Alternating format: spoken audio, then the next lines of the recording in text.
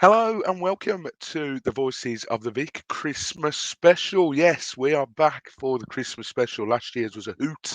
Hopefully this year's is as well. As you can see, I've got my Christmas jumper on. I've got my beer. I usually get slated for my choice of beer sometimes on the podcast. So this time I've gone with a Grolsch. So hopefully no one can slate me for that because it's decent. Um, but yeah, Christmas special. I've been waiting so long for this. I went out on my Christmas do on Friday for work, and I thought, Christ, I'm going to be hammered on Friday, and then I thought I'll probably have a few drinks on Saturday, so I'm going to be sort of hungover for today. But I didn't have a drop of alcohol yesterday, so I'm feeling fresh as today. But that's enough about me. As you know, I don't do this podcast on my own. I certainly won't be able to do the Christmas special on my own as well. So, without further ado, let's bring in the other two guys. I just tried a shortcut which didn't work, so let's try that again. Here's James, and here's Ben. Chaps, how are we this evening? Ben, we haven't discussed an actual Watford game for quite a while because obviously, there is a COVID outbreak at the moment, which isn't great. So we haven't been able to discuss the Burnley game or the Crystal Palace game. So how's things been for yourself, mate? You been keeping well? Yeah, keeping well. I've not really done much. Like going to Watford on the weekends does make up quite a lot of my life. I was gutted that we couldn't go to a Vic on Saturday to watch us play. And then obviously midweek as well. Looking forward all day to getting home from work, putting on BT Sport, watching the Watford Burnley game, and then out of nowhere it was cancelled and called off. So gutted that we couldn't attend the games. Gutted for the fans that travelled up to Burnley as well. Really felt for them. Some just turned up. Some was an hour away or so. So hats off to all of you travelling up there on a Wednesday night as well. I salute you guys. Top quality fans. But yeah, myself, I'm all good. Got a little pay rise from work the other day as well, which I'm all happy about. Christmas is around the corner. It's Saturday. I can't believe it's around the corner. So yeah, just got a bit of Christmas wrapping to do. Saw Strictly final last night for anyone who's Strictly fan. Rose won with Giovanna, so happy with that. But yeah, how are you doing, James?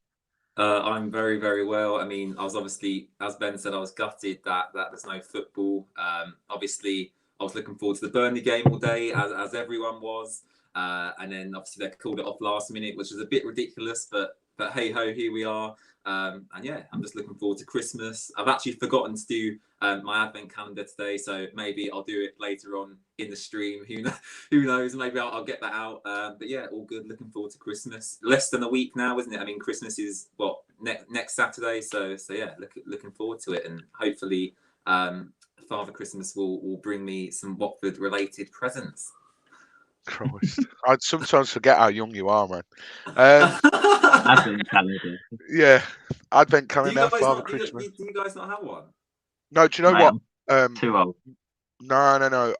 I'm with you on this, James. My mum reckons she tried her hardest to get me one.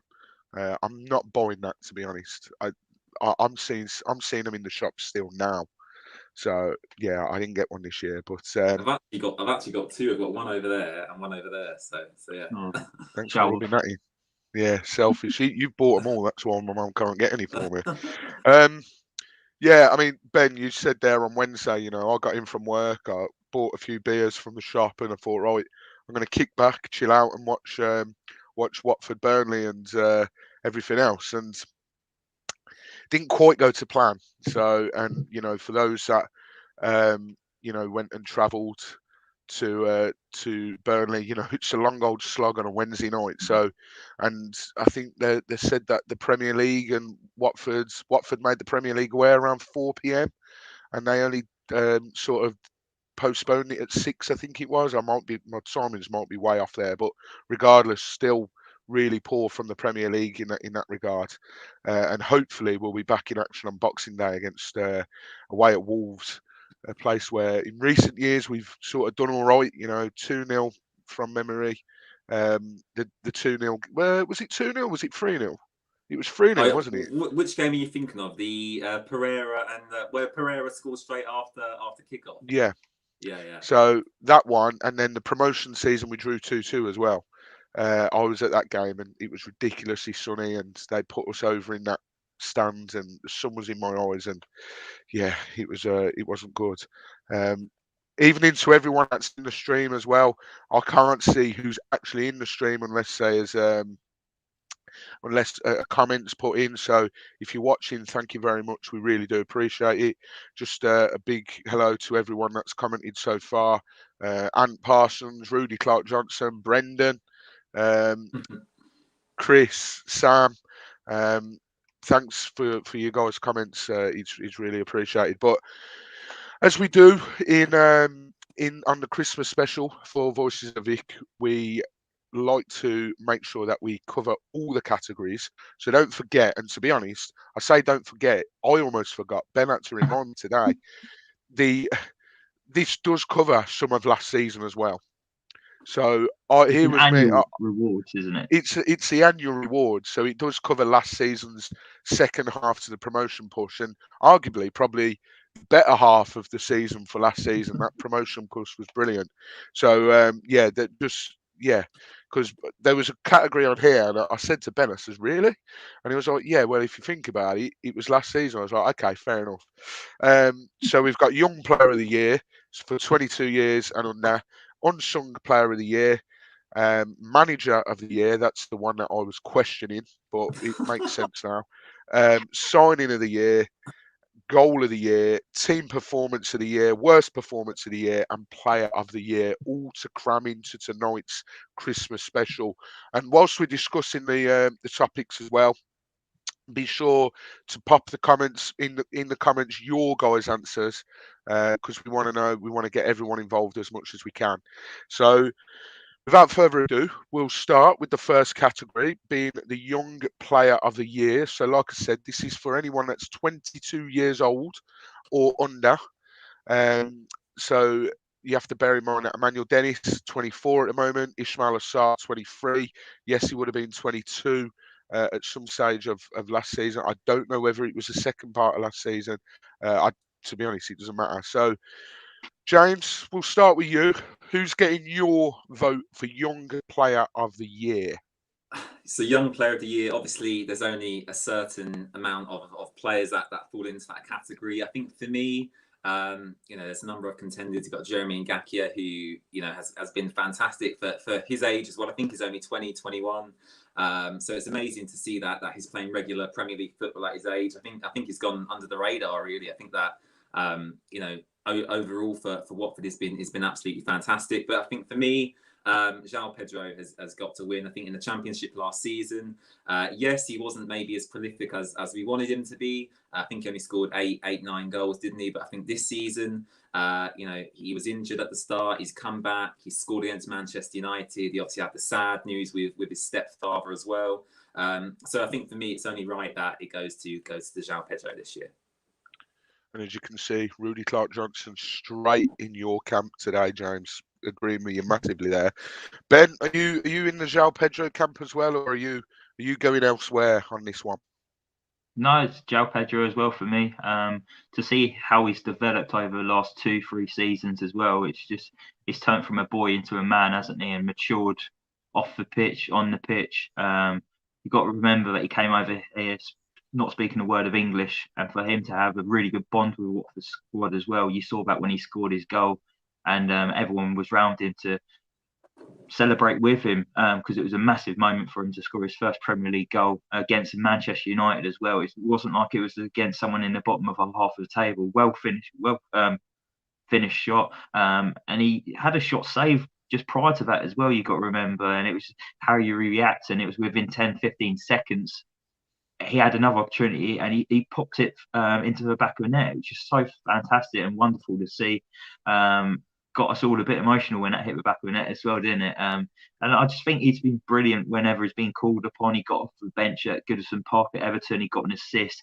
He hit the ground running, and it was just what you expect from João Pedro. And I just want to see him feature more this season. And I think he's good enough to start in this match day 11. So yeah, same with James. João Pedro is Young Player of the Year. Yeah, so for me as well, João Pedro gets a clean sweep. Not to be boring or try and be samey, but it is hard to look past. I think you guys have summed it up perfectly. he had that season. The season we went down, I think he made a couple of appearances off the bench. I think he played in the Tranmere game, and he looked a good player, but you could tell that work needed. I think we've lost Mike here. Well, that's what you get for living up north, eh? Dodgy Wi-Fi. No, he switched to his phone hotspot, so hopefully he should be back in a second. Oh dear, Mike. Right. Shall we just carry on then until Mike gets back? I'm happy for that. Yeah. So we just discussed young player of the season. I think we've all voted for João Pedro there, and he fully deserves that award.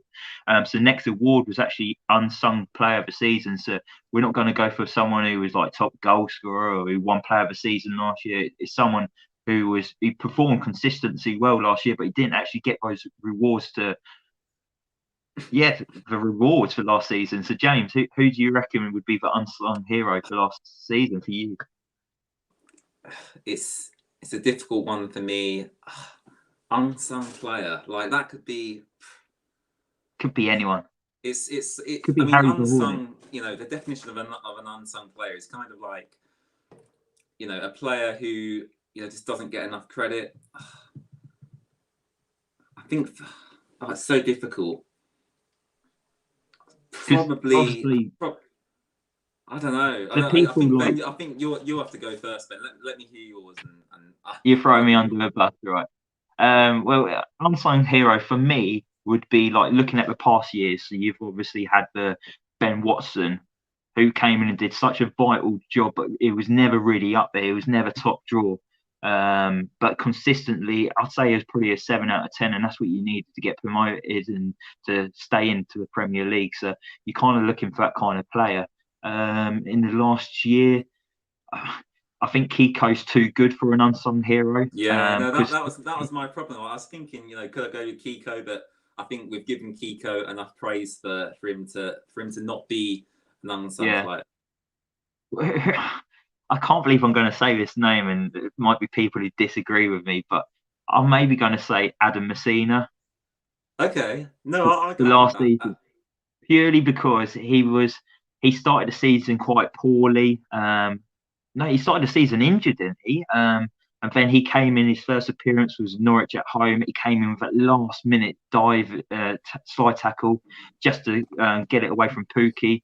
And then you've obviously got his goal at Cardiff City. He scored against Nottingham Forest as well. So if I'm looking at unsung hero, and I know you might not agree, but I'm going for Adam Messina. Yeah, I don't know. I mean, my one. He's not really unsung though. I'll say his name anyway. I think I'm just going to go with Musa Sissoko just because how he's come in. Obviously, Troy left. Troy's the captain of Watford. Musa's come in. He's taken the armband. He's a leader.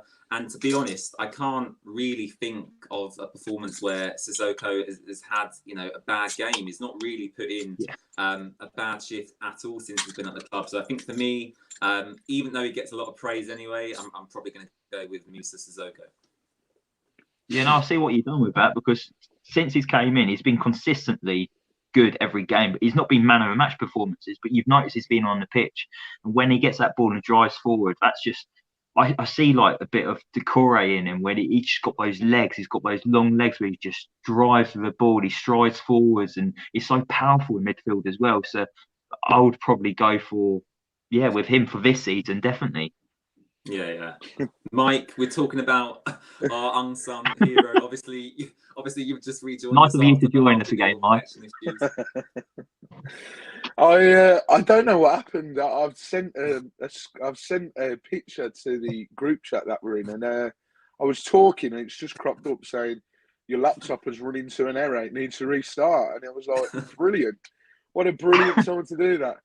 Ewan's TV's comment makes me laugh. Is this why HS2 is being built? So that Mike can be in touch with civilization 15 minutes quicker?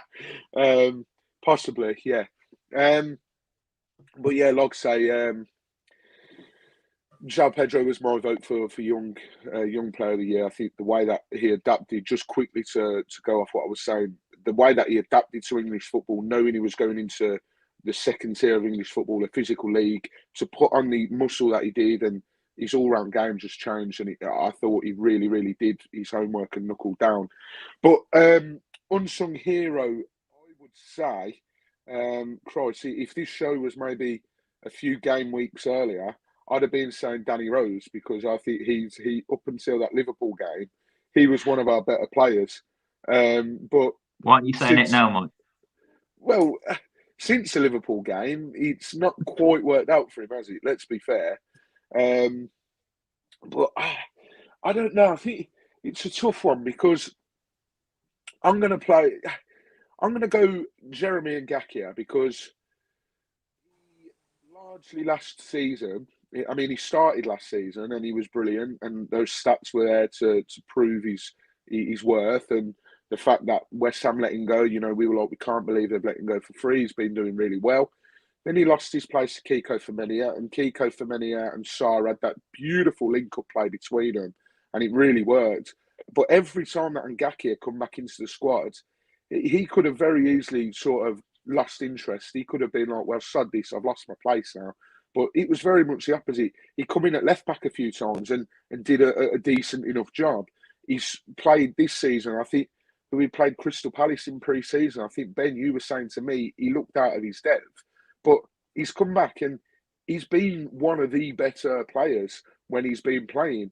I can't remember who he come on against the other week. I think it might have been Man City or Chelsea. But I think the amount of game time he gets, whenever he gets a game, he does do really, really well. And I just think that he goes under the radar a little bit. And funny we mentioned Danny Rose. He actually said, in terms of attitudes, he's probably come across, out of all the footballers he's come across, he says, with the attitude that Jeremy Ngakia has got, he's going right to the very top.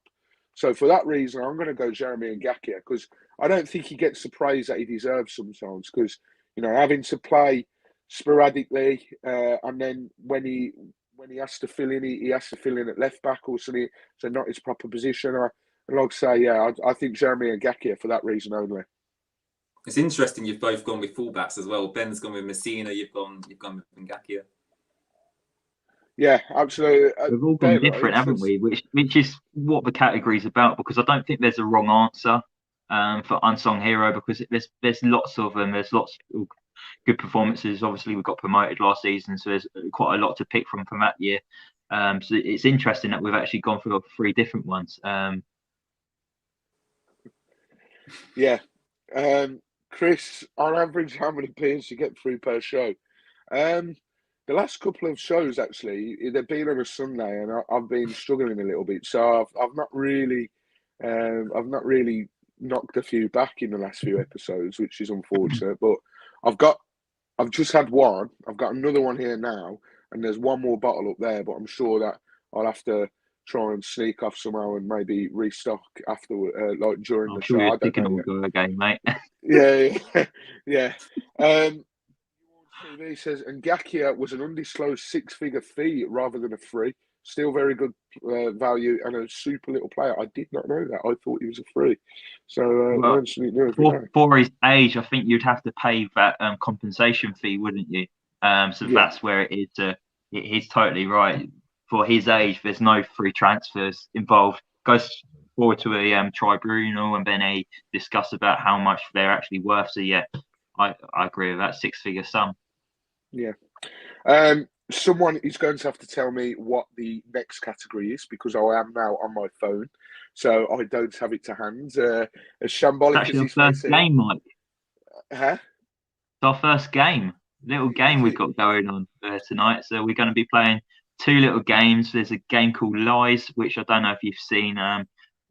Some Watford players have done it recently with Adam Smith from Soccer AM, with Joshua King and Emmanuel Dennis, where you play a game and you have to say how many of that category you could name. So, for example, I could say to James, name me 5 things in Mike's bedroom or something, and Mike would be like, well, I can name 7 because I'm in the bedroom, and James would be like, all right, then you name the 7 because I can't do that. That was a really crap example. I'm really sorry. But it works like that. So who wants to go first? I'll say one of you two go. James, let's go with you first because you've got an advent what do you want me to calendar. do? Do you want me to give a subject and you two play, or am I going up against someone? No, you give a subject and us two will play. No cheating in the comments either, guys. We won't. I don't know if you two can see the comments, but no cheating in the comments. You do not read the comments. I can't see the comments. Good. Hold on. Let me get a stopwatch. Let me get like a stopwatch up as well, because obviously what are we doing? Like 30 seconds. 30 seconds. Yes. Let me get a stopwatch. You get 30 seconds to name the amount. Yeah. First game already. Here we go. Bring it on, Mike. Right. Yeah, so. I typed in stopwatch and I've ended up going on the shop to buy a watch. Right. So I want you to name things that you would find in a kitchen. Okay. I thought of it earlier, James. I was like, I should give this category, and my missus was like, I do. That's silly. So Ben, all right. Ben, you name how many you think you can do first. 10. Christ, I have to come back with something. 11. What was that, Mike? 11. Sorry. I still didn't hear him. Oh, I said I'll go for 11.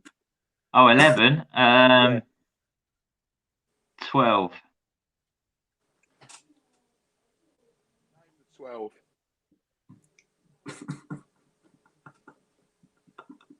I can't really hear you, Mike. Name the 12. Oh, name the 12. All right, James, you got the stop clock ready, mate? Yeah, I'm ready. Okay, ready? 3, 2, 1. Mike, you're going to count them, yeah? Bin. Yeah. I'll fridge. count. Freezer. Work surface. Drawers. Oh, are we having that? Spoons. Knives. Forks. Glasses. Cups. Cooker. Oh, crap. Sink. One more. Tap. He's done it. I've done it. Microwave. He had 3 seconds left. Some of them were Why not? suspect, but we'll let it go. Which was the subject? Work surface. Work surface. I mean, to be fair, your name's more than 12, so you made up for it. But yeah. I was just doing a virtual tour of my kitchen. Oh, Christ. Are we doing a little quiz now? Yeah. So we'll stick with James. So James, all right. James has prepared 5 questions. Yes. So again, it's me and Ben up against it. So yeah, I think it'll just be the first person to answer wins a point. I think that's probably the fairest. Basically, all of my questions bar one are multiple choice. So I read the question, I read the multiple choice, and then you two give me an answer. Whoever gets the answer gets the point, basically. All right. So my first question is, Troy Deeney moved to Birmingham City this season, but how many goals has he scored so far in the Championship? Is it A, 3, is it B, 4, or is it C, 5? 4. 4. 4 is the correct answer. So you've both got a point on that round. That goal he scored at Millwall, by the way, was incredible. Oh, mate, it was the one where he megged the player. Yeah, vintage Troy Deeney. His one against Cardiff the other day wasn't too bad as well. Again, a bit vintage Troy Deeney. Yeah, it's good to see him. Good to see him doing well. Next question is about another former Watford player. And the question is, how many yellow cards did Jose Holebas collect during his entire Watford career? Is it A, 24? Is it B, 34? Or is it C, 44? 34. I should know. I tweeted this, Mike. Yeah, you did. 34. I'm going. I was going to say 34 as well. The correct answer is 44. So you're both wrong. Wow. And that is How many did he according get to- that one season when he broke the record? I think he got 14. I think he got 14 in that one season. Solid. But that's obviously based on what I've given you, his entire Watford career. So you're both wrong on that one. So you're both still on 1 point each. So the third question is, according to Wikipedia, what is the maximum stadium capacity at Vicarage Road? Is it A, 19,200, B, 21,200, or C, 22,200? 21,200. So Ben's gone with, what have you gone with, Ben? C, 22,000. 22,000. Mike's gone with 21,000. Ben is correct on this one. It's 22,200. So that's 2 points to Ben, 1 point to Mike. Question 4 is which. This is a very, very hard question, by the way. I don't expect either of you to get this, but if you do, very well done. Which two clubs merged in 1898 to form Watford FC as it's now known? And that's not multiple choice. You just need to name me the two clubs. Was it something like Canterbury? No. Crikey. That has thrown a spanner in the works, that has. Is it Hearts FC? Something to do with Rovers. Wasn't Watford used to be Rovers? Watford Rovers, I think. We used to be known as the Brewers, I think. Do you want me No, to give you the I answer? So Yeah. the answer is West Hertfordshire Rovers and Watford St Mary's. Oh, that was a good question. To be fair, I did not know that until about an hour ago. So I did not expect you guys to get that either. Well, fifth and go on, Mike.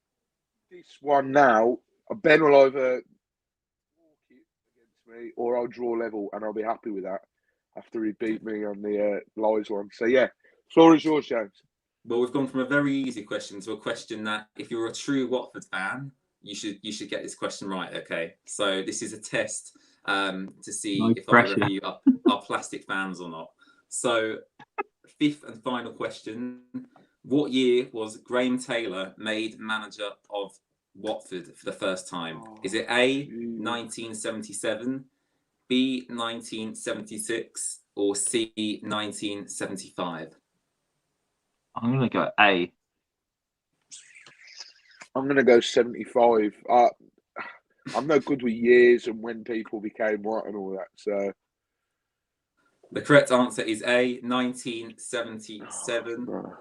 So Mike showing his true colours there. Yeah. I can't believe that. They were very good questions. So what's the scores and the doors then? So Ben 2-1 up, is that right? Ben's winning so far. Yeah, he's won on lies, and then he's won in the quiz. So 2-0. Happy days. 2-0. Happy days. Ben, 2-0.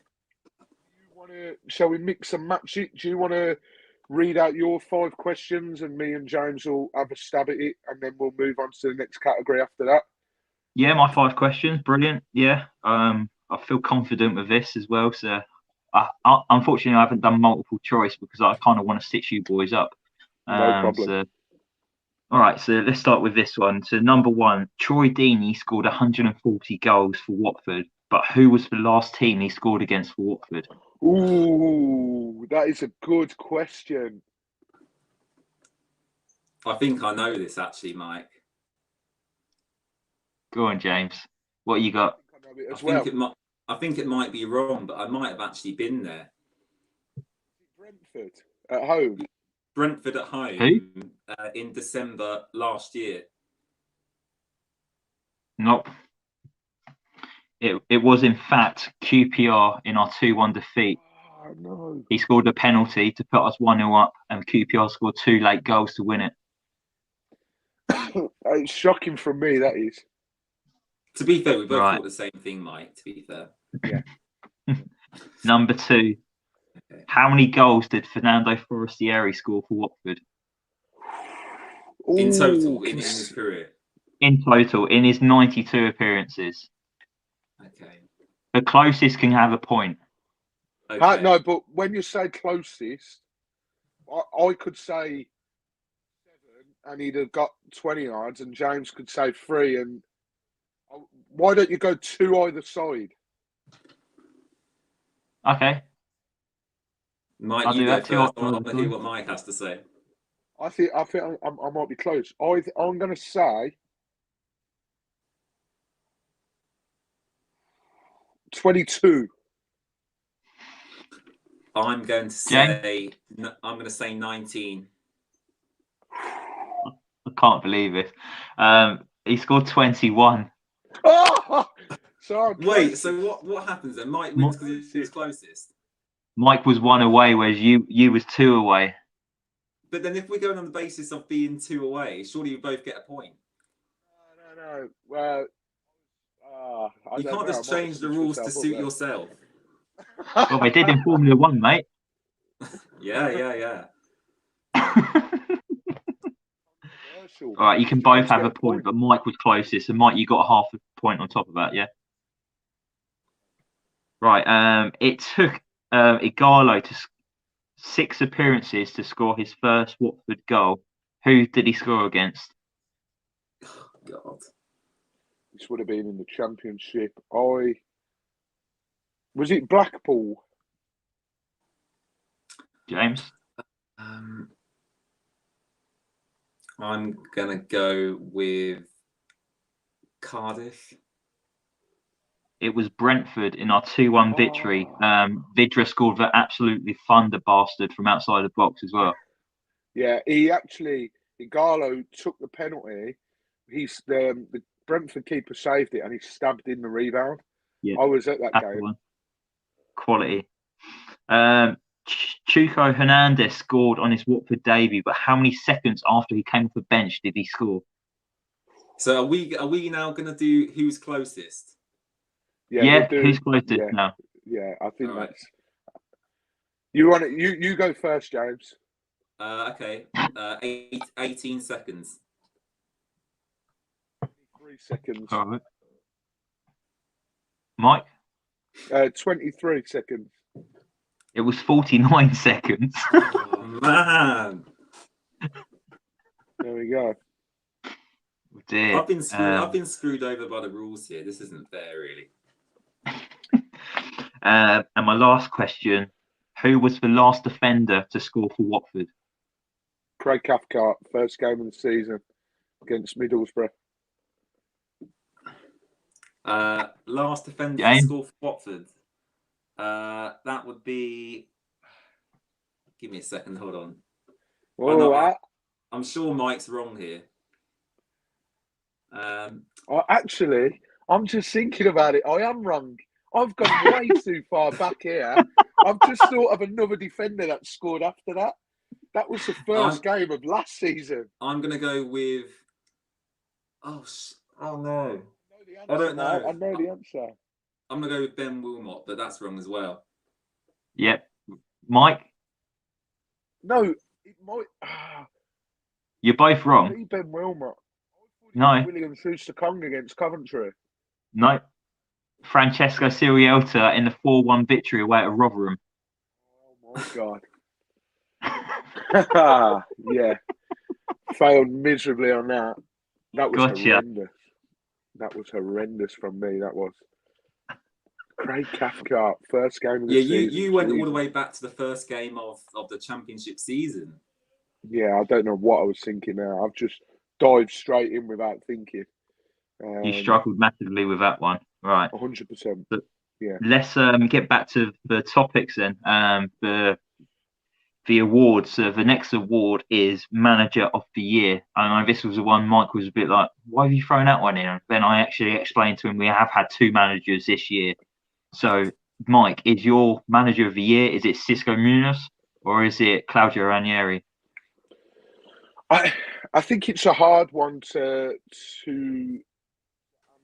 only because we don't know what job Ranieri is going to do with it. Do with us, sorry. I think, like we've said on the pod before, you can see how he's trying to set us up. You can see how we're trying to play, and you can see what he's trying to do here. But he's being massively let down by his defence. So I think if we can shore up the defence, I do believe that Claudio Ranieri will keep us up. So if he keeps us up, then he's got a very, very good, good case to be had in terms of manager of the season, manager of the year, sorry. But he has only won 2 games in however many games he's managed. So I'm, for that reason, and because of Xisco Munaf's brilliant second half of last season, I think I'm going to have to go Xisco Munaf, because the way that he turned it around, like, if you remember that Bristol City game where we won 6-0, there were calls of, if he doesn't win this game, we need to sack him. That's what they were saying. And then we went out and won 6-0. People were even saying, I hope we lose just so that he can get sacked. Remember that bloody game against Coventry? I know one man that won't forget it is Don Goodman. But that game against Coventry is like, it was horrendous. And I sort of finished watching that thinking, I like really, really am like slowly losing interest in football. And I never thought I'd get to that stage. Even when coronavirus hit, people were like, because it's behind closed doors, it doesn't have the same feel. For me, I'm just football mad. So I was like, at least football's on. Yeah, it's crap that the fans aren't in, but at least football's still going ahead. And the first game where I thought, actually, can I be bothered for this, was that Coventry game. So the fact that he miraculously turned it around, and the feel-good factor within the squad, you could tell they were so engaged with the fans as well. I just have to go with Xisco Munaf, purely because of what he did. We said it on the podcast. We, at one stage, it looked as if we'd have struggled to get to the playoffs, let alone go up. So I'm going to go Xisco Munaf for my answer. What about yourself, Ben? Yeah, no, I totally agree. We wouldn't be in a Premier League if it wasn't for the feel factor that Xisco Munoz brought back to Watford. It was very dire under Vladimir Ivic. The morale was rock bottom. There was lots of grumblings behind the scene. Obviously, the famous Troy Deeney and Ivic situation as well, which kind of got Ivic out the door, didn't it? The way he fell out with Deeney, didn't even approach him on the match day. Didn't even tell him to warm up or anything at that Huddersfield Town game. So the writing was on the walls for Ivic, and he wasn't going to stay after that. So Watford were pretty low down. The performances were poor. We lost at Huddersfield that day as well. And then Xisco came in, and his first game was against Norwich as well. And we picked up that big win against Norwich at home. 1-0 victory, and then after the final whistle, you could just see straight away the togetherness, and he was just embracing everyone, and the Sweet Caroline going on in the changing rooms. I think that was vital for the whole season and promotion, that the whole togetherness of the squad. And just I know there was a whole he could have gone, but he didn't go, and he carried on staying till the end of the season, got us promoted. And it got us that first win in the Premier League as well. And I know it went a bit sour after that with Xisco Munoz, and we all was blaming his tactics a little bit. But he got us promoted at the end of the day. He was a man in charge. So for me, he would have been my manager of the year. You can't judge Claudio just yet. He had that horrible run of games. When he came in here, he had the Cities, Chelsea's, United. I know we beat United, the Arsenal's, Leicester. Really tough run of fixtures. We can start judging him after the January transfer window for me. Yeah, but on that note as well, you could say that run of games, we only won 2 of them. We only won 1 of them, but we still are outside the bottom 3. So that within itself is a blessing in disguise and a really good job. You know, we were unlucky to lose to Chelsea. Man City and Man City, you know, they're ruthless. I mean, look at who they've played since. They've beaten Newcastle 4-0 today, and they've beaten Leeds 7-0. You know, Christ, we know all too well about conceding that many goals at the Etihad. So when you look back on it, maybe 3-0 was, you know, a respectable scoreline. So there are cases for Claudio Ranieri. I definitely think so. I mean, James, what's your thoughts on this? Who's your manager of the year? I don't think there's necessarily a case for Claudio Ranieri at the moment, because, you know, I can't sit here and give someone manager of the year who yes has come in and made an impact, but, you know, he has only won 2 games. Yes, the 2 games he did win were very, very good, but I can't sit here and give him manager of the year just for them 2 performances. So I think for me, I think you guys have pretty much covered all the points already. You know, the Premier League is where Watford want to be. Zisco got us to the Premier League. Yes, ultimately, he wasn't actually good enough to manage in the Premier League himself, but he got us there. And then hopefully now Claudio Ranieri can kind of finish the job and keep us up. And then this time next year, hopefully we'll be saying Claudio Ranieri is our manager of the year, because hopefully we won't have to change our manager too many more times, because it's getting a little bit frustrating talking about, you know, multiple managers in a year. Yeah, absolutely. Next category. Next category is we're on the 4th category now, so it is signing off a year. So we're going to take into account the January transfer window last year and now the summer transfer window, which happened a few months back. So, Mike, I'll go to you first. Signing of the year, I think you're probably going to speak for all 3 of us here. Come on in, let's have it. I almost threw the biggest spanner you will ever see in the works in, by the way. Just with my Championship Watford head on.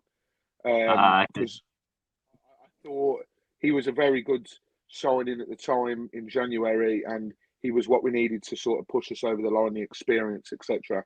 I am going to go with the obvious one. And guys, for those that are watching, let us know your signing of the year in the comments. So as Ben said, that goes back to January's transfer window last year. So January 2020 up until now. Obvious answer is Emmanuel Dennis. I mean, 3.5 million. How on earth did we get him for 3.5 million? I think I've seen articles that have suggested that Arsenal and Inter Milan were interested, and they would have had to have paid 35 million, if I've read that correct. So the fact that we got him for such, you know, such a smaller amount, it's incredible. And obviously the sort of the tag that come along with him, or as a troublemaker, he'll do this, he'll do that. We've not seen that yet, and we've just seen a player that's just ripped it up so far. And I think that's the obvious one. I think if I'm gonna, I know this isn't, you know, this isn't part of your question, but if I'm going to go with just January transfer window from last year for the Championship, I would say that Dan Gosling was probably the signing of that transfer window. You know, you look at the likes of Ben Watson when we signed him. We brought in Matthew Connolly the year we went up as well. I think we had Sebastian Basong as well. Those players, not necessarily the most talented, but in terms of the experience that they've got in that league and the experience that they've got promoting teams. I mean, Matthew Connolly's record of getting promoted, I think he had like 4 or 5 clubs in a row where he got promoted. So the experience they brought to the club was vital at the time. I mean, obviously, Dan Gosling scored that winner at Norwich, which, you know, really put us in a good position back then. So I think for that January, I would say Dan Gosling. But to answer your overall question, as you've said, I think I speak for you guys as well. It's got to be Emmanuel Dennis. James, you're nodding there. I'm assuming yours is Emmanuel Dennis as well, yeah? No, mine is Ashraf Lazar. Christ. No, of course, it's Emmanuel Dennis. I mean, what's he got? 7 goals, 4 assists. I mean, it's just ridiculous, isn't he? It reminds me of He's Nigerian. He kind of reminds me of Igalo, during his first season in the Premier League. But actually, I think he's much more talented than Igalo. I think his career overall, whatever he goes on to be, will be better than Igalo's. I fully expect him to move on at some stage. Ismail Assar will probably leave first, but I think the next big player will probably be Dennis, and rightly so, because he shouldn't be at Watford. We're very, very privileged to have him at the club. So yeah, it's definitely Emmanuel Dennis. I think another shout would maybe be he's not really up there, but Philip Zinkernagel maybe in January. I think he definitely was on a free transfer. Yes, obviously he's not played at all this season because he's out on loan at Nottingham Forest. But I think Philip Zinkernagel maybe in the future we'll be looking back at that deal. Him coming in January is a bargain. But of course, Emmanuel Dennis is my signing of the year. He's my signing of the decade at the moment. Yeah, interesting what you say about that comparison with Igalo. Obviously, Igalo, Nigerian as well, knew where the back of the net was in his first season for us in the Prem. But I would go with you. I think he's much more talented. Igalo was a fox in the box. Dennis does more than that. He'll do the graft and then put it in the back of the net. So I think Igalo was like a one-trick pony as well. Like, you knew what he was going to do, the Iggy chop, obviously. Iggy scoop, yeah, exactly. Whereas Dennis, he's got everything. He's got skill, pace, agility. And I think he actually works harder than Igalo did as well. So yeah, definitely very, very happy to have Dennis at the club. Absolutely. Rudy Clark-Johnson, Dennis and Sierralta are our two best signings this year, in my opinion. Please do correct me, but was Sierralta in January, or was he not at the start of the season? No, he was at the start of his last season, but he didn't play until that Norwich game in December, did he? So he didn't feature until December time. But did you boys notice that Emmanuel Dennis and Igalo both wore the number 25 at Watford as well? So maybe it's a shirt number. I did not do that. I did not know that. No, that is quite the observation. That is, Ben. Fair play. William Troost-Ekong was bought in January. Is that who you're going for, Ben? He was also bought at the start of the Championship season as well. But no, obviously I agree with both of you. What you said with Emmanuel Dennis. If I was going to put a close second, for me personally, it would be Joshua King. Free transfer, a centre forward that this club's been dying out for years. Leads the line. He starts a press. He's very aggressive with his press. And the finishing that he brings as well, his hold-up play, brings people into play. I just think Joshua King is the centre forward that Watford have been crying out for years. If it wasn't for Emmanuel Dennis and his 2 extra goals on King, I would have gone for Joshua King. There we go then. That's our signing of the year. Like I said, guys, if you're watching and you've not had your say in any of the previous awards or the categories, drop it in the comments. We'll read them out still, even if it was the first award category or even if it's what we're talking about now. Drop it in there and we'll give you a shout out. Any questions as well, Watford related, drop them in here as well, and we'll look to get those answered. I've just seen a question coming from Ant. And hold that thought, because what we're going to do now is I'm going to give my 5 questions to you and James. So all of them are multiple choice other than one. Now, I'm having to remember these off the top of my head because I'm using my phone at the moment, but I'm pretty sure that I've remembered them all. So without further ado, we will start. So the first question is, and this may be in a bit of a random order, but as we said at the top of the show, William Troost-Ekong, he has been in the mouths of Watford fans. His name has been in the mouth of Watford fans recently. So we'll start with a question relating to him. Now, this one's multiple choice. So, Ben and James, and what we'll do is you don't have to shout out first. I will ask for the answer each of you, and then we'll see where we go. Where did William Troost-Ekong join Udinese from? Because obviously he joined us from Udinese. So where did he join them from? Was it Groningen? Now, Brendan, who's in here, will probably hammer me for that pronunciation because I don't know how to pronounce it. Was it Groningen? Was it Ghent? Or was it Bursaspor? So whoever wants to try and answer that one first. Ben, you gone Bursaspor, James? I'll go FC Groningen. Ben is correct. He did play for all three of those clubs, but he joined Udinese from Bursaspor. I know he joined from a Turkish side, but I didn't know who. And then I was waiting for you to drop in that Turkish team, and thankfully, No, I'll tell you what. The very question clever, is a good question because, as you say, he played for all three of them. So I did think I got it right because I definitely knew he played for FC Groningen. But there you go, up in trip there. Just a pretty face, James. I know what I'm doing. Next question, keeping it within the theme. In fact, no, we'll move this question forward first. Just one to throw in there, just to see if you can get it.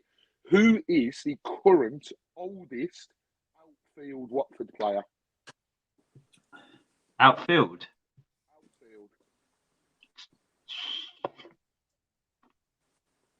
Tom Cleverley.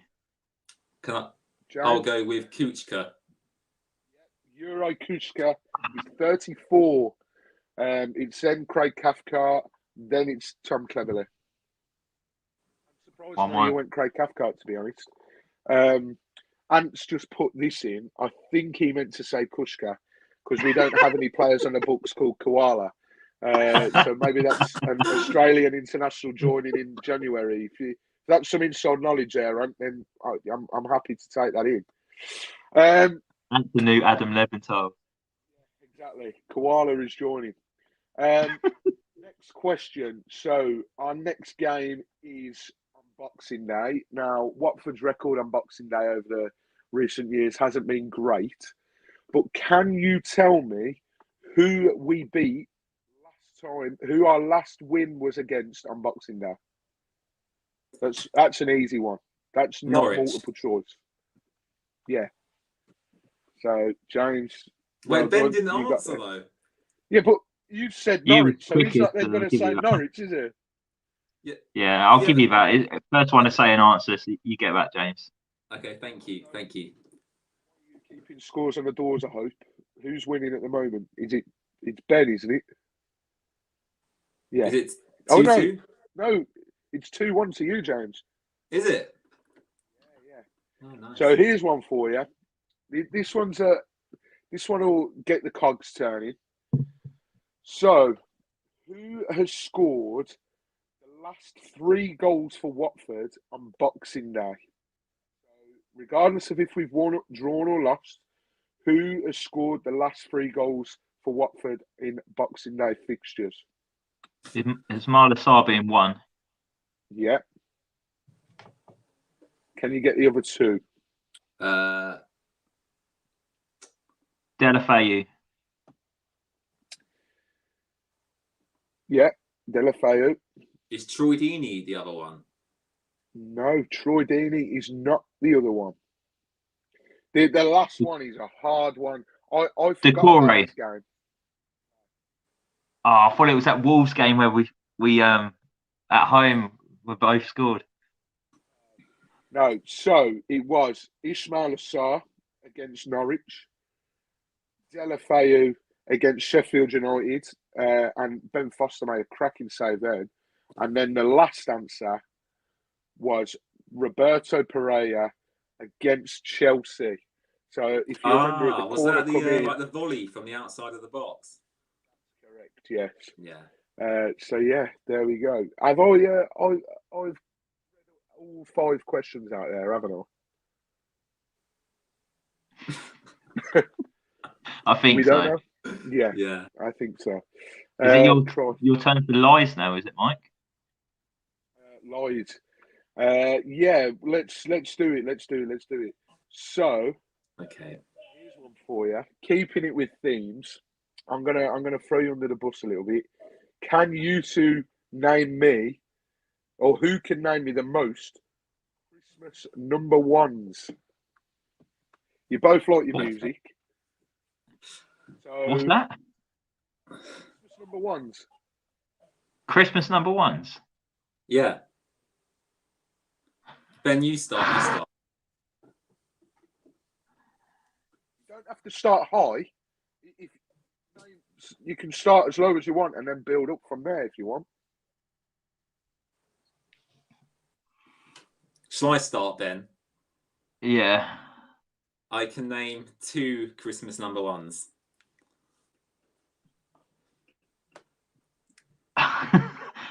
Go on then. Oh, what? If he wins this Okay. up 2 Christmas number ones. I'm not sure I could name 2.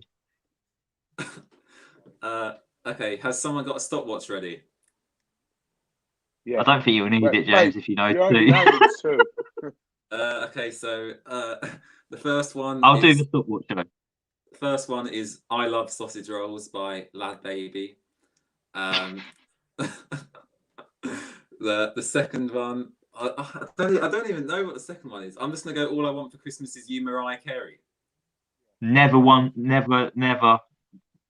No? That's never been is that number not 1. one? No. That's never been number 1. Yeah, surely it has. Google it. Never been number 1. The closest it was last year, but Lad Baby beat it again. It's a clock here, mate. Step into Christmas, Elton John. Yeah. I've done it. There's 2. With how long to spare was it? About 5 seconds. That's all right.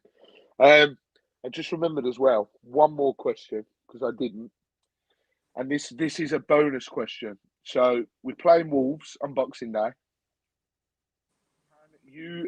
Can either of you, and this is really tough, I could only find 3 in our lifetime that I would have remembered. There was one that was way before our time, which you wouldn't have got.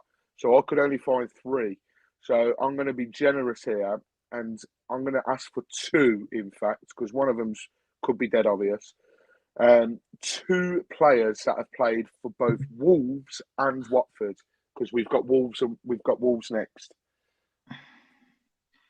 Darren Ward and Guardiola. Darren Ward wasn't one of the ones that I found, but yeah, Darren Ward did play for Wolves as well, didn't he? Were you all out of ideas then, James? I don't know. I'm out of ideas, mate. The other 2 that I found was Chris Iwelumo and Mike Williamson. So well done, Ben. You scored a bonus point, but Pays to be older sometimes, don't it? Yeah, exactly. Mike Williamson. He was decent at the time. Category. Next category, right? So I think we're on to the 6th one now. Just trying to find it because I've actually lost it. Bear with me 2 ticks. Where are we? I've got it, Ben. The 6th category is worst performance of the year. Let me just start off with this one. Hands down, the defeat to Luton Town, 1-0. If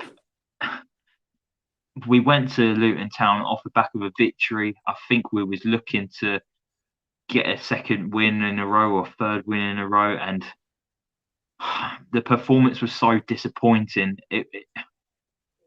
I've never seen a team so not hyped up for a game in my whole life. I don't know if that's because the fans wasn't there. I imagine if the fans were there, the players would have been more up for it. But Luton were fast out, were blocked, and if I remember, Luton were on us from the first whistle. Just a close up of Mike's drink there. Thank you very much. I'm answering Brendan's question without interrupting you. But yeah, Luton's by far the worst performance of the season. The mistake to concede the penalty as well, the miscommunication between Lazar and Bachmann.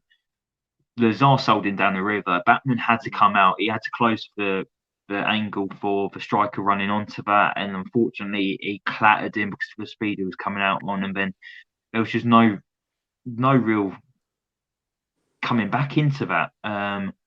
I think we only really had maybe 1 or 2 shots on target as well. So I know recently we've had the Brentford performance, which has been poor. Obviously, we had that Coventry performance where Don Goodman was saying how poor Watford were. I For thought me, I thought the Leeds result earlier this season was quite bad as well.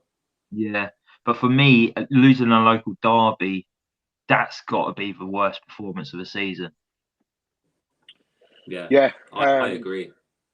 Yeah, I mean, that game was so disappointing. I mean, the first game round, it was in September. I remember it, and I think the Luton manager at the time said, yeah, has asked what I'm drinking. Now, Brendan, you might not know of Strongbow, but Strongbow, no good. Maybe in Holland they don't sell. That's not a problem. No good. Brendan's also said the Wickham one. I think he's referring to the 1-1 draw. At least we got a point out of that. I remember that. But yeah, that was Akinfenwa bullied us all game. But just going back We to the struggled Luton against one. big men all season in the Championship, didn't we? Rotherham away, they had a big guy up top. We were struggling against that as well. Just whatever team we came up against, we couldn't handle that long ball forward. I know we had the best defensive record in the Championship last year, but there were still faults in that defence, wasn't there? And there was weaknesses, and you could see that we couldn't deal with the long ball or the big man, especially Akinfenwa. Jesus, it's built like 3 men, and we couldn't get anywhere near him. No pace, but he didn't need pace. He just needed the muscle just to bully our central defenders. Yeah, to be honest, Ben, I think the Luton game obviously is a massive disappointment. I was absolutely fuming after that game. I went out. I vaguely remember that I went to the pub after that game, and people were ringing me saying, "Oh dear, it's not quite gone to plan." And I was saying on the phone, "That's it. We're not going up. Like, we're not going to go up playing like that. Just keep us in the Championship. Like, what is the point?" I was fuming. Backman lost his head as well in that game, a bit like he did against Brentford. I think I mentioned that in the last pod.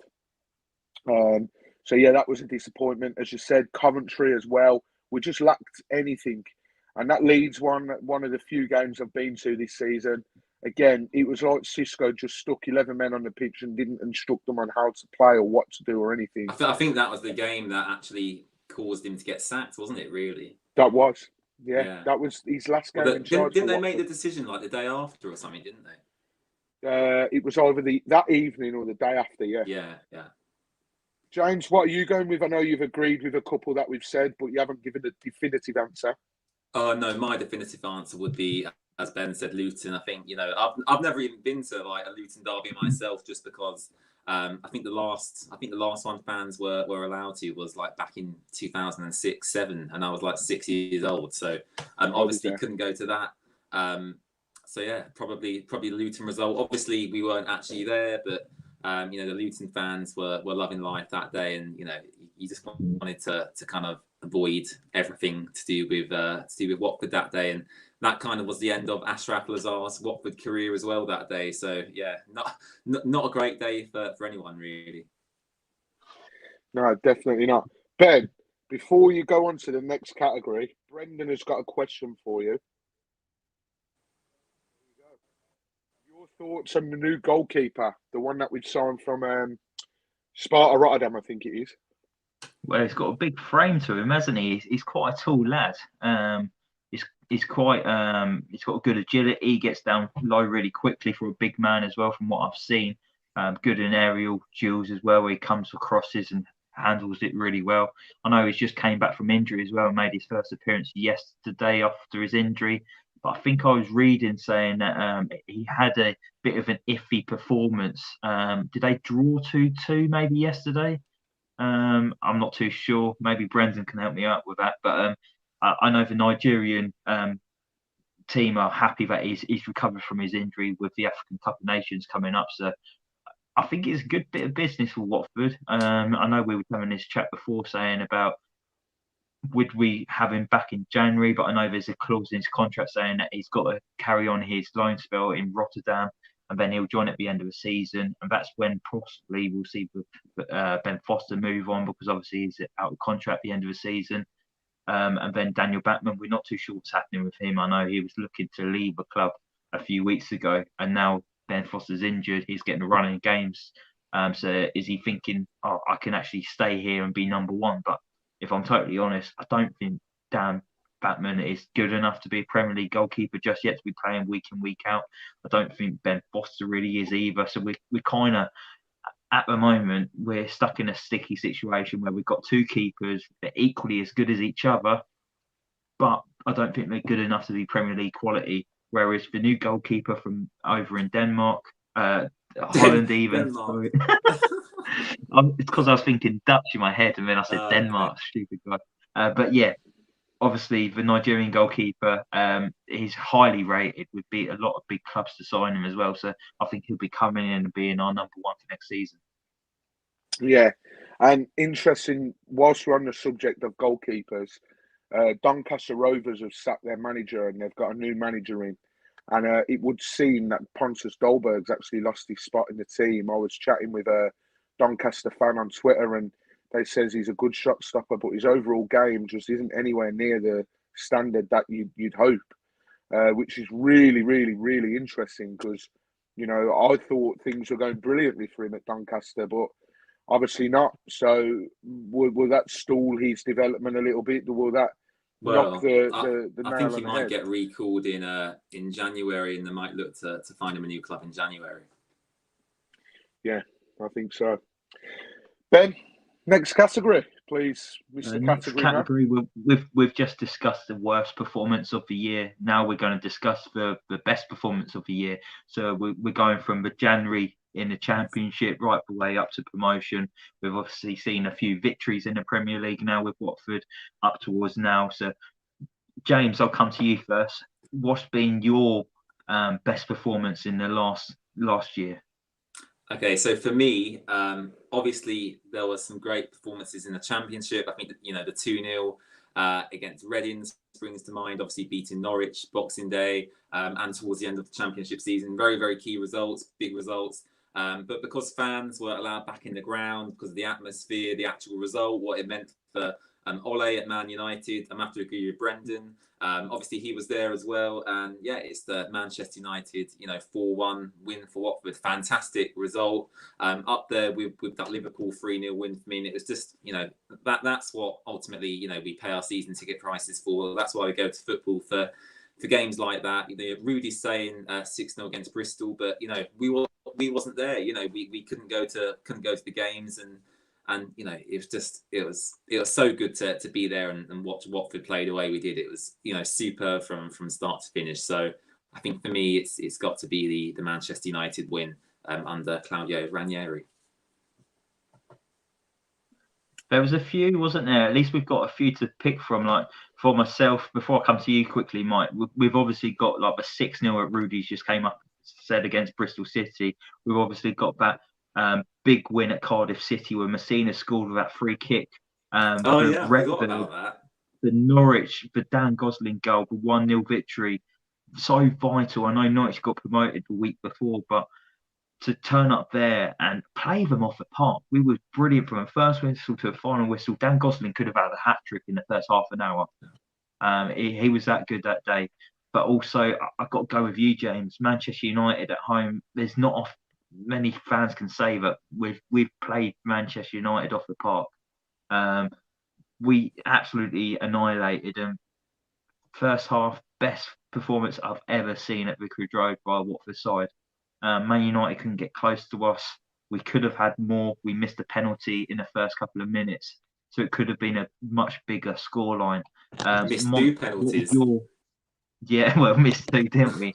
Mike, what would your performance of the season be? I would probably go with. There's two which is sticking out for me, and I'm surprised you guys haven't said it. The 5-2 against Everton, I think that mad 20 minutes or so, or when we just turned it around and took the lead, that was great. But I also think at the time and the circumstances that surrounded it, the way that we won it, I think Cardiff in the Championship was massive. Like, we scored a free kick for the first time since Alman Abdi scored against Aston Villa, and yeah, the fans weren't there to enjoy it, and the goalkeeper should have saved it, but we went 1-0 down, and then we responded. And if I remember correctly, Cardiff were on this great run of form. Mick McCarthy had just come in, and they were winning left, right, and centre and picking up points. So it wasn't an easy game by any stretch of the imagination, regardless of how well we were doing. So I would probably go. I think because of circumstances, I'd probably go Everton. Like, Claudio Ranieri's first game in charge, 5-0 loss at home to Liverpool. Not ideal whatsoever. You could say it was a free hit, but we could have reacted horrendously to that game. We could have gone out and our heads would have been dropped and we would have been shit all game. But we absolutely annihilated Everton. We took advantage of their very, very poor defence, and it was off the back of a 5-0 win. So to go and then score 5 goals yourself, that's unheard of. Like, coming back from a heavy defeat, yeah, you've heard of it, but coming back and scoring the same amount of goals that you've conceded the week before, I don't think many teams would have done that. And, you know, I'd be happy to be proved wrong. But I think purely because of the morale, I think that one was the most important. But Ben, you reeled off some really important performances and real good results as well. James, you mentioned the 2-0 against Reading. Reading was still in with a fighting chance of going up that season. And they come to Vicarage Road and we just brushed them aside the first half. And that was a big win. I mean, the win against Birmingham City for us at Vicarage Road, very, very dominant. And obviously a good one for me as well. The win against Aston Villa, first home game of the season. Fans back in for the first time since how long? You know, there's so many. I mean, George there, Everton away for him as well.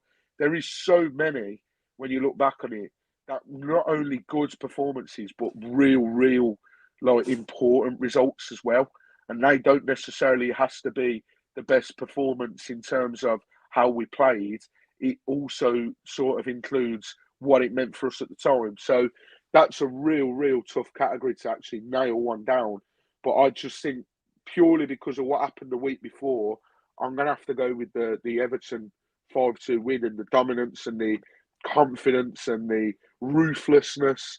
I just thought that was superb and, you know, a real boost. Unfortunately, we couldn't then follow it up. So maybe you could say, well, we didn't follow it up, so it can't have been that good for morale.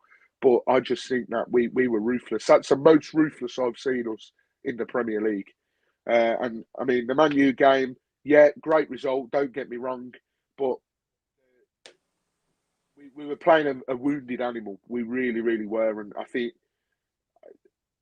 we'd have been disappointed if we didn't get a result. Let's put it that way. That doesn't mean to sound cocky or arrogant or anything, but we'd have been disappointed if we didn't come off that pitch with a result. So, as good as beating Man U 4-1 at home is, we've beaten Man U at home before. You know, it's nothing new to us. It's not alien at all to us. But I'm going to go with Everton. The long-winded answer, but yeah, Everton for me then. Brilliant. Right. We have missed off a little category and we've gone out of sync a little bit. We've missed one, so I'll throw it in quickly, just very quickly, guys. Goal of the season. Well, goal of the year. We've seen so many, especially like Rudy said. We scored 6 against Bristol City. We scored lots of good goals last season. Unfortunately, João Pedro's goal against Derby doesn't make the cut because it was the other side of Christmas, so you can't go for that one. And then we've scored goals this season, but is any of them going to sneak in for you guys? James, your goal of last season, last year. Okay, my goal of last season is now. I think for me the question is: do you go with actually the quality of the goal, or do you go with the importance of the goal? Are we going with like the quality of the goal and top That's corner, whatever? that's what I'm going with personally. Yeah, I would go for quality. If it was importance, I think we would all probably go with Dan Gosling's at Norwich. Yeah, that's what I was going. All right, so quality-wise, I think there's two for me. I think Rudy's, listed one of them there for me. I think Chalobah's goal against Cardiff, the skill to get the ball from under his feet, to turn away from the Cardiff defence, to make the space. It was just, it was so good. The other goal that springs to mind is Sarr's second against Reading. It was just, the first goal he scored against Reading was really good as well, but the second one he scored was, the goalkeeper had no chance. But I think for me, as Rudy says, I think Chalobah's goal against Cardiff, just the skill that was needed to actually create the space to make the opportunity. I think I'll go with Nathaniel Chalobah against Cardiff City. Yeah, I totally agree with you, James. The other one that, if we're reeling off names, Ken Sema scored like a half volley away at Rotherham, which he fizzed it into the bottom corner as well, which was really good technique as well. But you can't beat Chalobah's two-step, wasn't it? He kind of went one way, went the other way, sent the defender, and then the composure to keep it so close to your body as well and not let it get to your opponent and then just fizz it into the corner. You got to remember, Cardiff scored like a minute or two just before that happens as well. So it was just a fantastic strike and just what we needed at the right time. So for me as well, Chalobah wins that all day long. Mike? Yeah, you've listed off some absolute pearlers. James has actually mentioned my winner, and I think purely because of the absolute cojones to try and do it, Ismail Assar's second against Reading for me. He almost broke the bloody net. Like, it was an absolute scorcher. His first one was brilliant. I think his first one was his weak foot and he's curled it and keeper's got no chance. But that second one, Christ almighty, how the goal didn't fall down. The angle was so tight as well. Yeah. Well, so I'm going to go with that. Chalobah won it on halfway, gave it to Zinchenko, and he just slid it down the side of the defender, and then Sarr just unleashed a complete thunder bastard into the back of the net. But just before that, he scored a good goal as well, didn't he? He had the ball in his right foot, cut in on his left foot, and then just curled it into the top corner as well. So that was a really good finish as well. We've been blessed with loads of good goals. Will Hughes' goal against Bristol City on the edge of a box as well. That took a deflection. Okay. Sorry to be that guy, but I think it did take a deflection. I'll tell you who else scored a good goal. I can't believe we've not named it. Isaac's success against Swansea City at home. Oh my God, what a goal that was. The audacity to try that. How have we missed that? Performing, now he's at Udinese. I take it back. Isaac's success. I think he scored for them the other day, didn't he, Isaac Success? Yeah, and he assisted Delafeu as well. He's doing really well over it. Yesterday as well. Did you see his 2 goals? It was incredible. 2 goals, yeah. Impressive. Yeah. Absolutely. No, Ben, that is a shout and a half. That is Isaac Success against Swansea. That game, like, it meant square root of fuck all to us because we'd already gone up, right? But I still think that I was still a little bit nervous because that home record that we for the longevity of the season, it was so important to me. I was quite nervous.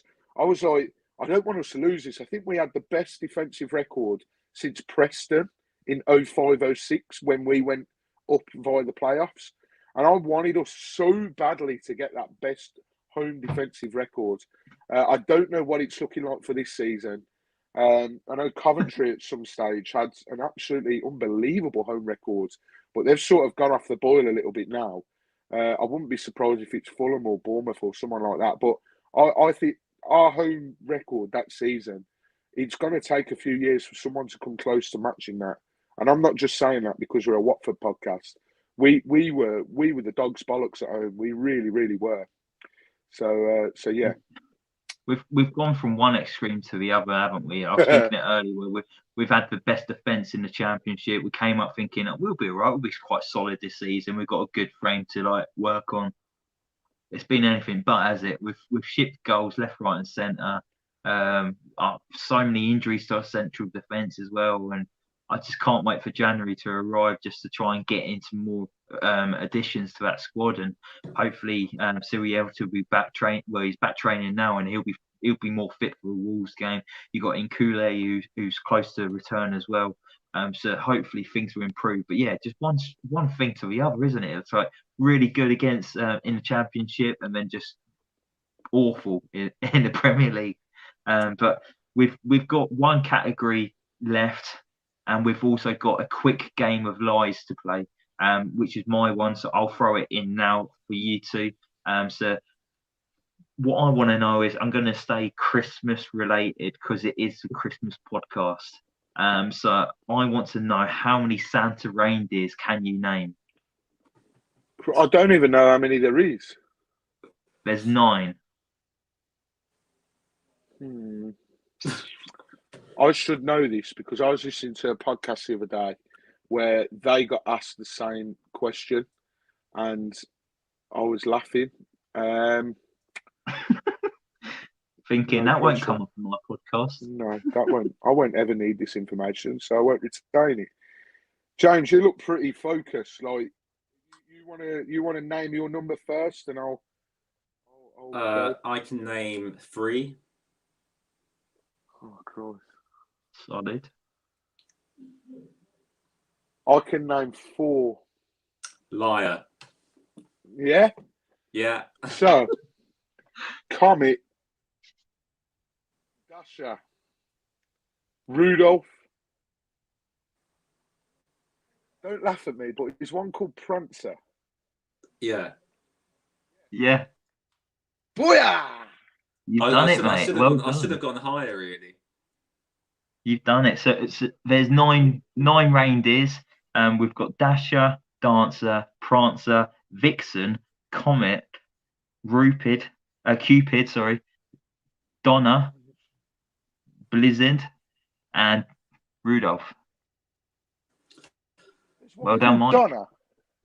Yeah, Donna Kebab. That's what I'm thinking straight away. I'm thinking that's tonight's dinner sorted. Nice. Mate, I had the kebab the other night, and I was so disappointed. It was so crap. Oh, Christ. I haven't had one for a while. I think tonight might be the night. I'm in work tomorrow. Having one for another while. Yeah. Right, the final topic now, boys. It's the most important one, maybe. It's who do we think was the best player for Watford in the last calendar year? So who wants to go first on this one? Because it's quite a tough one, because obviously we were so good in the Championship. There was that one guy who maybe stood out in the Championship and won the club's award, and then we've gone into a Premier League. He has been good, but he's unfortunately got injured. So we've not seen him for the last few weeks, and someone new's came in, a new kid on the block. He's came in and he can't stop scoring. So James, who's your annual Watford Player of the Year? So my Player of the Year is Ismaila Sarr. Now, I know Ben was trying to make the case for Emmanuel Dennis there. Of course, he's made a massive impact. But I just think, looking back, you have to look back at the Championship season as well. Ismaila Sarr, was the reason that we got promoted ultimately. And Ismaila Sarr has had a good season this year in the Premier League as well. He scored 5 goals. He rescued, our draw against Newcastle. He scored against Aston Villa. He's scored some key goals this season. Ismaila Sarr scored against Manchester United as well. Yes, he's injured. Yes, Emmanuel Dennis is the guy at the moment. But we wouldn't be in this position in the Premier League if it wasn't for Ismaila Sarr. We wouldn't even be in the division at all. So I think for me, yes, there's obviously other candidates, but Ismaila Sarr, is definitely the Player of the Year for me. Yeah, it's going to be tough not to be generic on this one. Like, we didn't expect Ismaila Sarr to stay with us in the Championship. He did, and he did exactly what we thought he was going to do in the Championship. So it is really tough to look past him. Emmanuel Dennis, you mentioned there, Ben, he's doing great so far, but I hate to be negative Nelly here, but do we know and trust that he's going to keep this up for the rest of the year? not for the rest of the year because there's only one game left. But it's so hard to pick him based on the amount of time that he's been here. And I think Sierralta as well. Ben, you mentioned him. He got injured and he's not quite got the chance this season that we perhaps would have wanted to. I mean, Christ Williams, Shusakong in the Championship as well. He was solid as well. Dan Backman, another solid performer, won his place because Ben Foster got injured and he made that place his own and he was superb in the Championship. So many to choose from. I'm going to have to be boring. I'm going to have to go with James. James's option of Ismail Assar. I mean, Rudy Clark-Johnson there saying, I would say last season, in my opinion, would be Kiko Femenia. Kiko Femenia has been good this season as well. You know, I think so many times we've been looking and, well, you watch Kiko Femenia and we sort of say he doesn't look like a defender. He likes getting forward too much. He gets caught out when he's coming back, but he seems to have sort of worked on that a little bit. So George White agrees with us, Sarr all day long. I just think because of the importance of him in the Championship and he's coming to this season and luckily we've brought in Dennis and King and we're not having to rely as much on Ismail Assar. But I hate to be generic, but it's got to be Sarr for me, Ben. It really has to. The guy's just phenomenal. Really helped us last season as we knew he would. Didn't sulk as well. You know, he was linked with Liverpool. I think Sadio Mane was at a stage where he was looking at apartments in Liverpool from Sarr. So that just goes to show how close he was to leaving the football club. And not once did he sulk. You know, you see so many young players nowadays, they don't get their way, they don't get their dream move, throw the toys out the pram. He didn't do that one bit. He was like, I'm just here, I want to play football. And he knuckled down. And yeah, he had a bit of a rocky start to the season, but Vladimir Ivic wasn't playing him in his preferred position. And he, as soon as we changed that formation, he really come into his own and he's done well this so far this season. And yeah, Ismail Assar for me. Ben, I assume it's going to be a clean sweep unless you're going to throw a surprise one out there for us. No, I agree with you boys. I think we were blessed to have Ismail Assar in the Championship. Not many teams would be able to have a guy of his quality in the Championship and get the figures that he produced for us last season. We was lucky that he had a whole season as well, didn't have an injury. Going back to last year, he scored a very important goal at Stoke away when we was under the cosh, and him and Troy both stepped up and scored 2 good goals that game. I know Sarr was involved in the penalty one which Troy scored from, but just before that, he was sent away on the right-hand side and unleashed a shot that fizzed past the goalkeeper. And that was another performance where we weren't really in the game, but it took a moment of quality to get us the 3 points. And then Ismail Assar, he scored 2 against Bristol City as well. He scored away at Middlesbrough that season. We were 1-0 up. I know we went back to 1-1, but a point away at Middlesbrough is not a bad point looking back on it. He scored at Rotherham away as well, 2 against Reading. Then he scored that penalty against Millwall, which confirmed promotion for Watford. Then in the Premier League this season, he's obviously scored 2 away at Norwich in a good victory away from home. He scored against Newcastle this season, scored on the opening game a day of the season against Aston Villa. I just think last season we was a bit of a one-man team and relied a lot on Ismail Assar. I don't think we have to rely on him as much this season. We do have other players which is helping him. We're maybe a 2-man, 3-man team now where we've got the front 3, but they've all got more than 5 goals or more. We've got Joshua King who's chipping in with the goals, who's leading the line. We've got Emmanuel Dennis who's on 7 goals and he's just looking so good. And we just know that at the moment, if he carries on with his form, he's too good for Watford, and we know that eventually he will probably go on, but we'll get a lot of money for him, just like Ismail Assar. So we're very lucky at the moment to have 3 very good strikers at the club. But going off last season, the whole year, same as you, James, if it weren't for Ismail Assar, we wouldn't be here talking, being a Premier League podcast. I think you're absolutely right. I really do. Ismail Assar continues to do what Ismail Assar continues to do. And if we do lose him in, it won't be January now because he'll be injured. He's not going to AFCON either, does it really matter? You know, if he'd have gone to AFCON, he'd have been missing the games. He's injured. So if we do lose him at the end of the season and we somehow manage to keep hold of Dennis and King, it might not be as big a blow. I just want to say as well before we wrap up, if you've been watching on Twitter, I should have mentioned this at the start. I'm so sorry. If you've been watching on Twitter and you've been commenting and putting questions in or whatever, I do apologise if I've not read them out. We can't actually see the streaming service we use for whatever reason doesn't throw up the Twitter questions. So you've got a little bit of time to jump over to Facebook or YouTube and drop any questions if you want to ask any.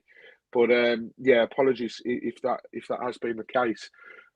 We've had a question from a Nottingham Forest fan. What's it like to be in the Prem, lads? I'm a Forest fan now. I'm half tempted to tell him not to worry because Forest won't get there, but it's interesting. I mean, everyone loves the Championship. You know, when you're again, don't want to come across as cocky or arrogant, but when you're a team that's come down from the Premier League, it's not often that you're not favourite to go back up the next season. So we were in a very lucky position where we thought, with the squad that we had, we was going to go into the Championship most weeks and win. And that's great when you're winning every week. You know, our podcast benefited from it massively. The bulk of our figures and the bulk of our listeners and the bulk of our downloads come from the Championship season. That's not to say that we're not getting good numbers this season, but the bulk of them come then because we were winning most weeks. We're still enjoying it now, but we're enjoying it even more because we're winning, and that's great. But when you get to the Championship, you're obviously not going to win as many games because, unfortunately, now the Premier League, the only way that you're going to survive or the only way that you're going to put up a fighting chance is if you spend this. And I feel like I've said this on our podcast before. Sorry, I think the Pozzo, and this is going massively off topic, by the way, so apologies, but just to fill in a bit of a gap, I think the Pozzos need to find an investor. It's obvious that they don't have the money to compete with other owners, and I'm not calling them out for that one bit. I'm not trying to have a go at them.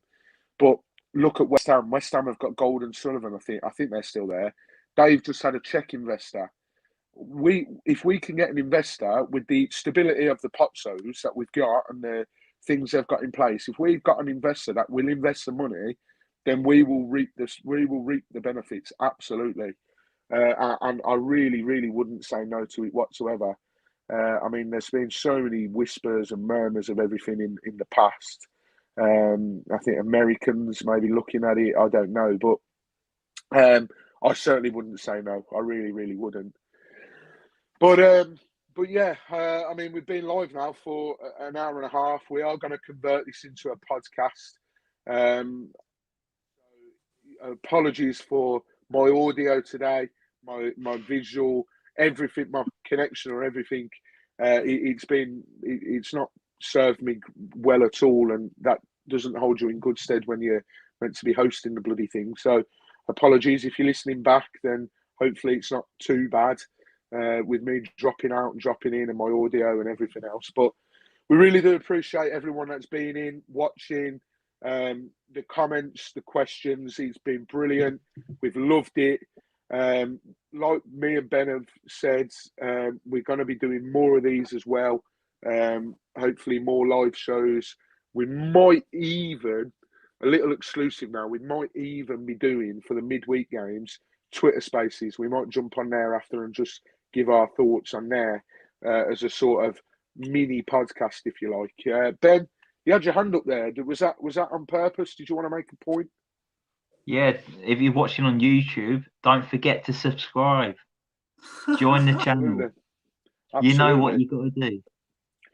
Hit subscribe, hit like, hit the bell button, the notification button. So every time we go on YouTube, whether it's live, post on there, you will be notified to say Voices of the Vic have uploaded. So Ben is doing it there. Hit subscribe. Absolutely, Ben. You're absolutely spot on. Tell your friends, if you're a Watford fan, spread the word, like us on Twitter. I forgot that this is going on. This is going out on all platforms. I don't know whether that is John on his wife's or daughter's account, because it's got the same surname as John, a regular listener of ours, John Parslow. I'm trying to read what that says, Ben. My eyesight's terrible. I've got glasses on as well. So, John, if that is you, thank you very much. Big up. But yeah, George White as well. Met him at Leeds away. Top bloke. George, hope you're doing well, mate. Hope you have a good Christmas. But yeah, I thought it was John. I thought so. Unless you change your name by default in the last few days. Nothing else to do. No football on, is there? But yeah, it's we've really enjoyed this hour and a half, just over hour and a half. I've not got as drunk as I did in the promotion podcast because I still have to work tomorrow. I'm working till Christmas Eve. Rudy Clark Johnson, great Drinking all stream, day man. as well, which didn't help. Yeah, exactly. No, all seriousness, Merry Christmas to everyone, and I hope they all have a really good Christmas and stay safe. I know Boris might say some things, but just have as good of a Christmas as you can, and come on New Orleans. And subscribe to the Watford Way as well. That would be very nice. Thank you. Yeah, absolutely. As James said, I'm pointing that way. He's that way on my screen, so hopefully he's on your screen as well. Yeah. James has, he's joined us as a more permanent fixture, as we know, for the regular listeners. But James still does his stuff over on Watford Way, so make sure that you subscribe to them, follow them on Facebook, Instagram, Twitter as well, and hopefully us three will be back with a podcast of some sort to talk about the Boxing Day game. I mean, like it says at the top of the show, hopefully everyone's all good. The Watford players that caught coronavirus, hopefully they're all well, or they've now tested negative. I think they come out of isolation on, I think you worked it out, is it Christmas Eve, Ben, they come out? Yeah, you didn't want to be in isolation, especially if they had to stay in that Burnley hotel. They'd have to stay there till Christmas Eve. Hopefully, I've seen that they've been able to get private cars all the way back home, though. So luckily they can spend it with their family. But yeah, it would be Christmas Eve when it would be coming out. Absolutely. And as John said there, Merry Christmas. And if no games, don't worry, we get a new defence after Christmas. That's what I'll be asking Santa for, a new defence and hopefully 3 points away at Wolverhampton Wanderers. But yeah, we've really, really enjoyed it. Like I said, this will be going out as an audio. So if you have only just joined, we are leaving you now, but I'll make sure that this gets uploaded as an audio file as well. That should be tomorrow, but depending on my laptop dying halfway through, I don't know if it's all right now. But yeah, I'll get sorted on that.